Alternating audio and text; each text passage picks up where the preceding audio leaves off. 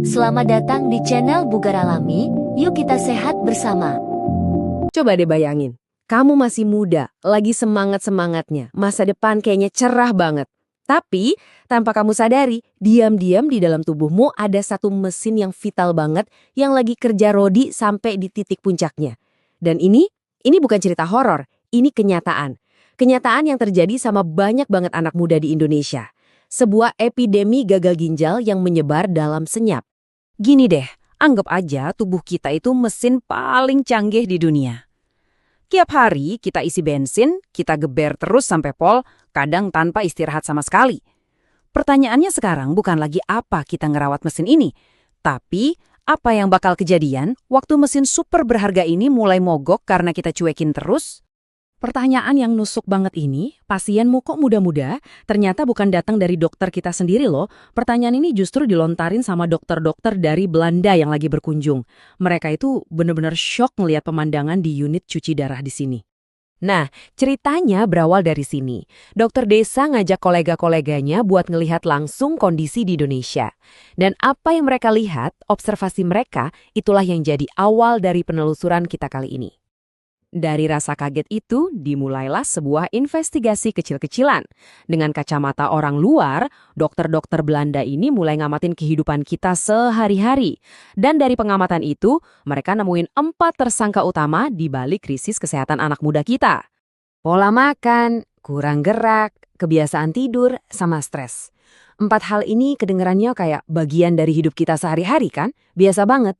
Tapi buat para dokter tamu ini, kombinasi 4 hal inilah yang jadi resep bencana, yang udah jadi bagian dari gaya hidup modern kita. Oke, ayo kita bedah satu-satu. Pertama, soal makanan. Di Eropa sana, makan berat tuh paling cuma sekali sehari. Sisanya ya yang ringan-ringan aja, kayak yogurt atau salad. Nah, coba bandingin sama kita di sini. Makan berat bisa 3 kali.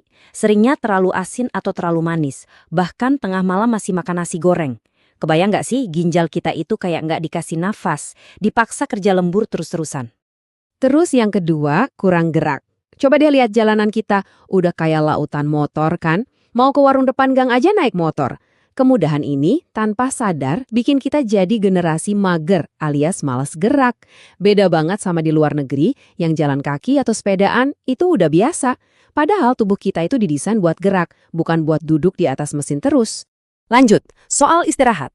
Di Belanda atau Jepang, jam 7 malam itu jalanan udah sepi. Orang-orang udah di rumah. Di sini, jam 10 malam itu baru prime time, baru mulai ramenya. Budaya kita yang hidup sampai larut malam ini, pelan-pelan ngerampok waktu paling penting buat tubuh, yaitu waktu buat bengkel, buat memperbaiki sel-sel yang rusak. Dan yang terakhir, tapi ini biangnya juga, stres. Para dokter tamu itu sampai heran, kok bisa seorang dokter di Indonesia kerja di 3 rumah sakit sekaligus dalam sehari? Di negara mereka, 1 aja cukup. Pulang kerja, ya udah, urusan kantor selesai. Di sini, tekanan buat terus-terusan produktif itu kayak nggak ada akhirnya.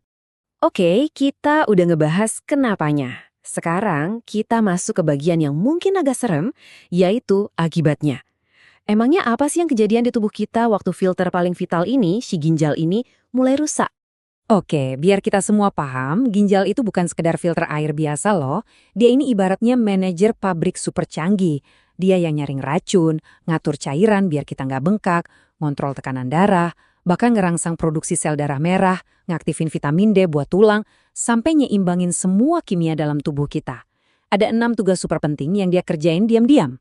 Nah, waktu pabrik ini mulai rusak, efek dominonya itu ngeri banget. Racun numpuk di darah, bikin orang jadi linglung. Cairan nggak bisa keluar, bikin badan bengkak dan napas jadi sesak.